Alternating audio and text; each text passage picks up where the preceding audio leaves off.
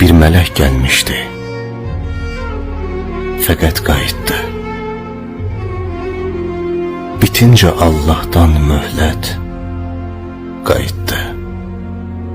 Tanrı huzuruna əlbət qayıtdı. Bu mələk misalı Allah'a sadiq, geri dönüşünde alqışa layiq.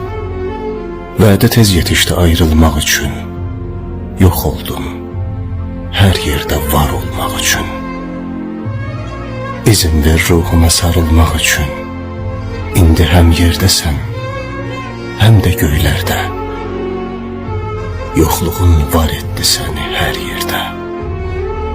Gizlincə ruhumun nəğməsini dinlə, indi həm sənsizəm, həm də səninlə.